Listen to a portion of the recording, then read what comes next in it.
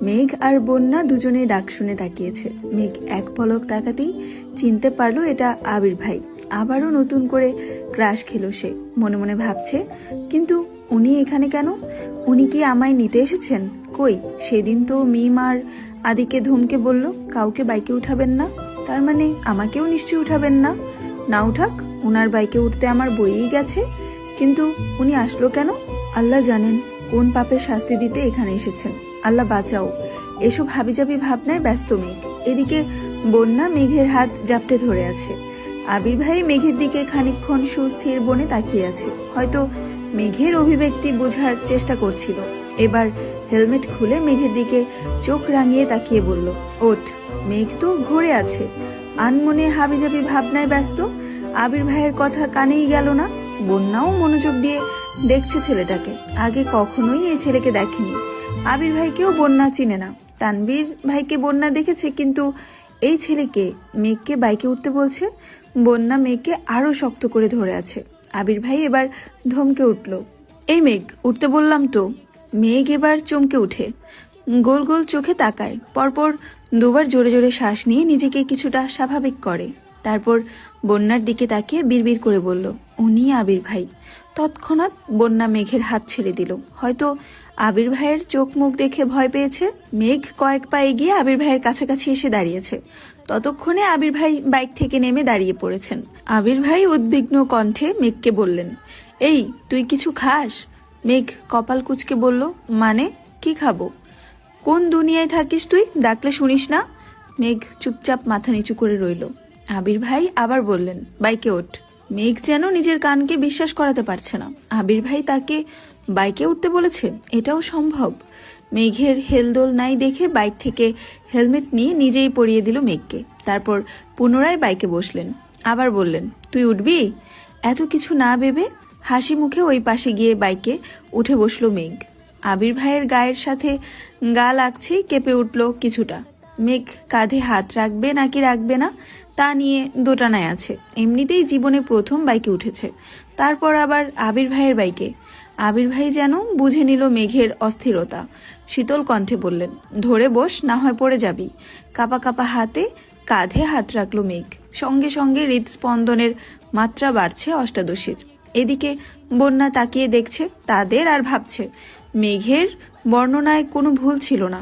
আবির ভাই সত্যিই অসাধারণ। যে কোনো মেয়ে এক দেখাতেই ক্রাশ খাবে। মেঘের ক্রাশ খাওয়ার ভুল কিছু না। কয়েক সেকেন্ডের মধ্যে বাইক স্টার্ট দিল আবির ভাই। কিছুটা ভয়ে আবির ভাইয়ের কাঁধে জোরে চেপে ধরল মেঘ। কান দিয়ে শা শা করে বাতাস ঢুকছে। প্রথমবারে বাইকে ওঠার অনুভূতি অসাধারণ। মেঘ নিভু নিভু চোখে চারপাশ দেখার চেষ্টা করছে। বেশ কিছুক্ষণ পর তারা পৌঁছে গেল বসুন্ধরা সিটি কমপ্লেক্সে। মেঘ আনন্দে আত্মহারা হয়ে যাচ্ছে। আবির ভাই ওকে শপিংয়ে নিয়ে আসছে, ভাবতেই পারছে না সে। এত খুশি রাখবে কোথায়? আবির ভাই মেঘকে নিয়ে একটা হিজাবের দোকানে গেল। রেগুলার পরার জন্য হিজাব চাইতেই দোকানদার জর্জেট হিজাবের বক্স বের করে দিল। মেঘের বুঝতে নাকি বাকি নেই। রবিবারে বলেছিল হিজাব পরে যেতে, কিন্তু মেঘ ওড়না মাথায় দিয়ে যাচ্ছিল। কি করবে সে? মা আর বড় মা ছাড়া মেঘ তো একা শপিংয়ে যায়নি কখনো। বড় আম্মুরাও এখন শপিং করবে না। তাই মেঘ ভেবেছিল কিছুদিন ওড়না মাথায় দিয়ে যাবে, তারপর ওনারা শপিংয়ে গেলে নিয়ে আসবে। মেঘ বক্স থেকে বেছে বেছে 3টা আলাদা করেছে। তারপর আবির ভাইকে জিজ্ঞাসা করলো, এই 3টা নিব? আবির ভাই মেঘের প্রশ্নের উত্তর না দিয়ে দোকানদারকে জিজ্ঞেস করলো, এগুলোর মধ্যে কয়টা কালার আছে আপনার কাছে? দোকানদার বললেন, ভাইয়া আপাতত 24টা আছে, আপনি চাইলে আরো দিতে পারবো, তবে কিছুদিন পর নিতে হবে। আবির ভাই স্বাভাবিক কণ্ঠে বললেন, সবচেয়ে বড় সাইজের হিজাব 24টা কালারই দেন। আবির ভাইয়ের কথা শুনে মেঘ তড়িৎ বেগে তাকালো আবির ভাইয়ের দিকে। তৎক্ষণাৎ চোখ নামিয়ে শক্ত গলায় বলল, এতগুলো লাগবে না, 3টা হলেই হবে। আবির ভাই তীক্ষ্ণ দৃষ্টিতে তাকিয়েছে মেঘের দিকে। কটমট করে বলল, তোকে কিছু জিজ্ঞেস করেছি আমি? ভয়ে সিটিয়ে পড়ল মেঘ। আর কিছু বলার সাহস পেল না, কিন্তু ভেতরে ভেতরে ফুঁসছে। যেখানে তার কোচিং সপ্তাহে 3 থেকে 4 দিন 2-3টা হিজাব হলেই হয়ে যায়, 24টা নেওয়ার কোনো মানেই হয় না। কিন্তু কিভাবে বুঝাবে হিটলারকে? আবির ভাই নিজে পছন্দ করে আরো কয়েকটা পার্টি হিজাবও নিল। মেঘ মাথা নিচু করে মনে মনে শুধু আবির ভাইকে বকেই গেল। আবির শপিং ব্যাগগুলো হাতে নিয়ে মেঘকে বলল, চল। মেঘ মুখের উপর জিজ্ঞেস করে ফেলেছে, আবির ভাই আবারও রাগান্বিত কণ্ঠে কটমট করে বলল, কোথায় যাব না যাব কি তোরে বলে যাইতে হবে? মেঘের নিজের মাথায় নিজে গাঁটটা দিতে মন চাচ্ছে। সবসময় আম্মু, বড় আম্মুকে আর বন্যাকে কথার পাল্টা ঝটপট প্রশ্ন করে অভ্যাস হয়ে গেছে। তাই আবির ভাইকেও তেমনি জিজ্ঞেস করে ফেলেছে। আবির ভাইয়ের পিছন পিছন একটা জুয়েলার্সের দোকানে ঢুকলো মেঘ। আবির ভাই একজনকে জিজ্ঞেস করলেন, আজকে কি নেওয়া যাবে? লোকটা হাসি মুখে উত্তর দিল, জি ভাইয়া, 2 মিনিট বসুন, আমি বের করে দিচ্ছি। 2 মিনিটের মধ্যেই লোকটা পুনরায় প্রশ্ন করলেন, ভাইয়া প্যাকিং করে দিব? আবির ভাই তৎক্ষণাৎ বললেন, প্যাকিং লাগবে না, রেডি হলে আমায় দেন। লোকটা একজোড়া নূপুর এগিয়ে দিল আবির ভাইয়ের দিকে। মেঘও উৎসুক জনতার ন্যায় নূপুর দুইটা দেখছে। অনেক মোটা আর খুব সুন্দর ডিজাইন। হঠাৎ আবির ভাইয়ের কাণ্ডে মেঘ কারেন্টের খাম্বার ন্যায় স্তব্ধ হয়ে গেছে। আবির ভাইয়ের এক হাঁটু ফ্লোরে আরেকটা পা স্বাভাবিক রেখে নিচে বসেছে। যেভাবে প্রপোজ করে অনেকটা সেভাবে। সহসা মেঘের এক পা নিজের হাঁটুর উপর রেখে একটা নূপুর পরিয়ে দিলেন। এদিকে মেঘের নিঃশ্বাস বন্ধ হওয়ার অবস্থা। হৃৎপিণ্ড কম্পনের তীব্রতা বুঝতে পেরে মনে হচ্ছে এই যাত্রায় আর বাঁচবে না। আবির ভাইকে না করার শক্তিটুকু পাচ্ছে না। খাম্বার মতোই স্থির। যা হওয়ার তা তো শরীরের ভেতরে হচ্ছে। রক্ত সঞ্চালনের মাত্রা বাড়ছে। মনে হচ্ছে এই বুঝি প্রেশার উঠে যাচ্ছে মেঘের। 2 পায়ে নূপুর পরিয়ে আবির ভাই পুনরায় চেয়ারে বসে। মেঘের দিকে তাকিয়ে জিজ্ঞাসা করলো, দেখ কেমন লাগছে? মেঘ তখনও নিষ্পলক চোখে তাকিয়ে আছে আবির ভাইয়ের দিকে। আবির ভাই রাগ ফুঁসতে ফুঁসতে দাঁতে দাঁত চেপে বললেন, তোকে নূপুর দেখতে বলেছি, আমায় না। আবির ভাইয়ের কথায় দোকানদার জোরে হাসি শুরু করেছে। ততক্ষণে মেঘ স্বাভাবিক হলো। পরিস্থিতি বুঝতে পেরে তাড়াতাড়ি পায়ের দিকে তাকালো। সত্যিই অনেক সুন্দর লাগছে। ফর্সা পাগুলো দেখতে অন্যরকম লাগছে। খুশিতে গদগদ হয়ে বলল, অনেক ধন্যবাদ আবির ভাই। আবির ভাই দোকানের বিল পরিশোধ করে কাছাকাছি একটা রেস্টুরেন্টে গেলেন। মেঘের মাথায় শুধু ঘুরছে এইসব কিছু স্বপ্ন। আর একটু পরে ঘুম ভাঙবে আর সব শেষ হয়ে যাবে। রেস্টুরেন্টে বসে আবির ভাই মেঘের দিকে মেনু কার্ড এগিয়ে দিলেন আর বললেন, তোর যা খেতে ইচ্ছে করে অর্ডার দে। মেঘ নিজের পছন্দ মতো কাচ্চি সাথে বোরহানি বলল। ওয়েটারকে 2টা কাচ্চি দিতে বলল আবির, সাথে 2টা বোরহানি। মেঘও উত্তেজিত হয়ে জিজ্ঞাসা করলো, আবির ভাই আপনার কি কাচ্চি পছন্দ? আবির ভাই এবার বিরক্ত হয়ে বলল, আমার পছন্দ অপছন্দ তোর জেনে কাজ নেই। মেঘের মুখটা চুপসে গেল। খাবার আশায় দুজন চুপচাপ খাবার খেলো। মেঘ অবশ্য কয়েকবার চোখ তুলে তুলে আবির ভাইকে দেখছিল, কিন্তু আবির ভাইয়ের সেদিকে কোনো ভ্রুক্ষেপ নেই।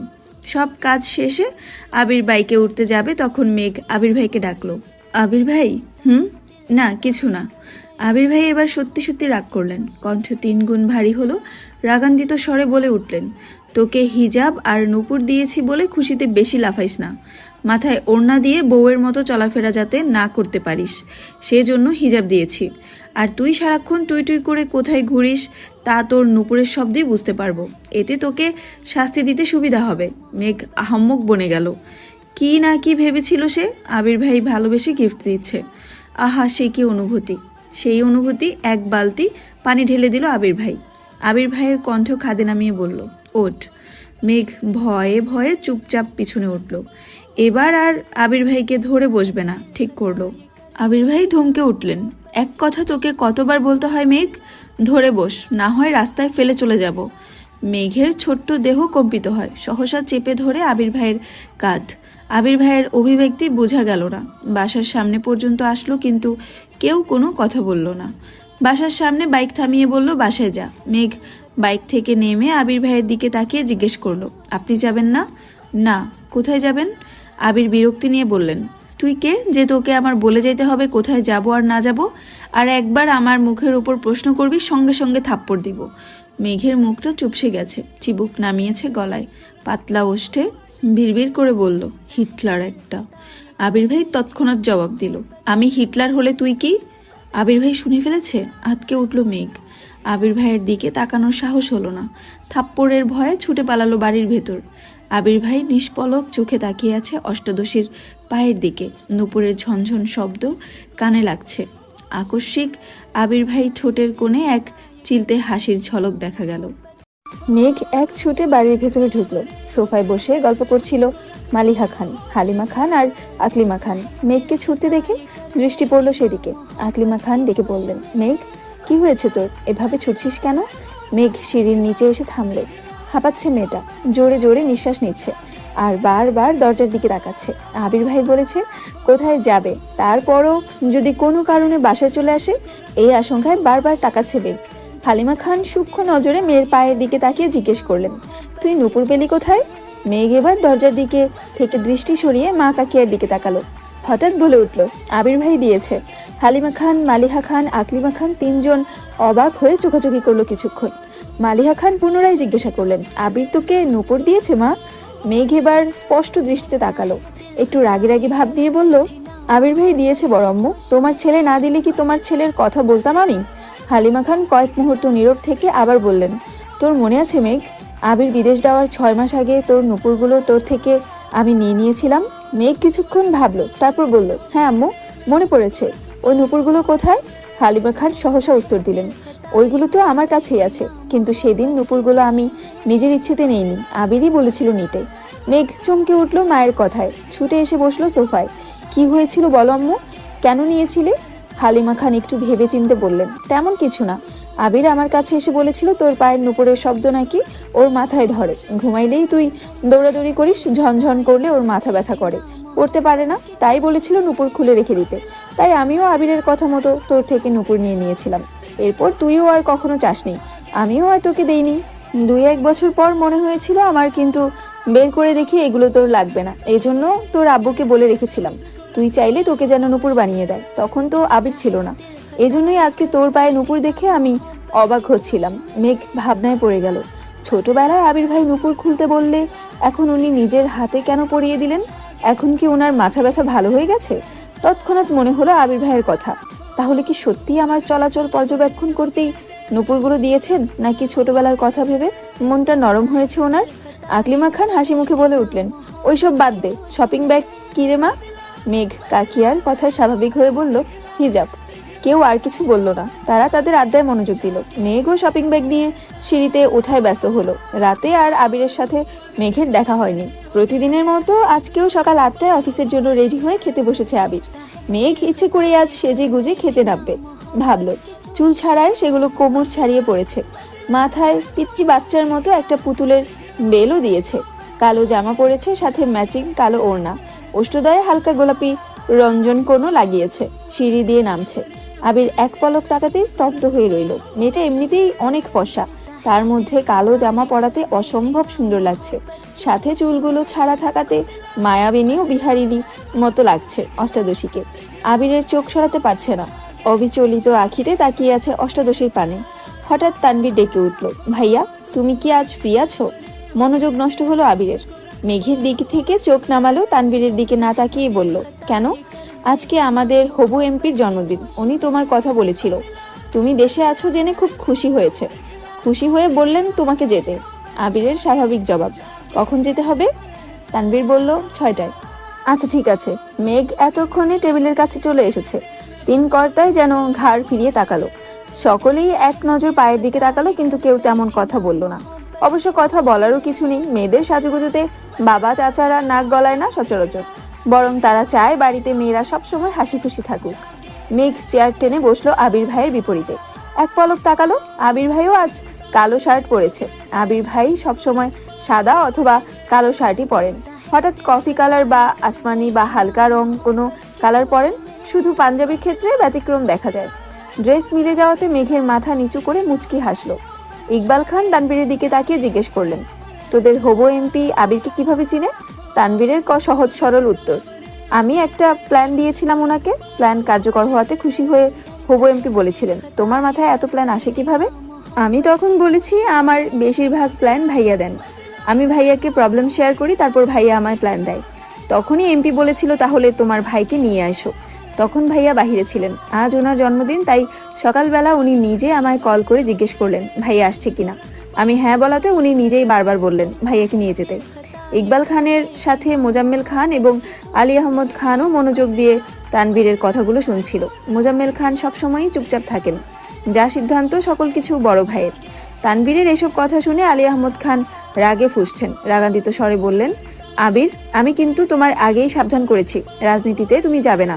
আবির নিরুদ্বেগ কণ্ঠে উত্তর দিল, আমি তো বলেছি রাজনীতি করব না, তাহলে তানভীরকে রাজনীতি নিয়ে প্ল্যান দাও কেন? রাজনীতি নিয়ে মাথা ঘামাও কেন? আর এমপির জন্মদিনে যেতে এক কথায় রাজি হলে কেন?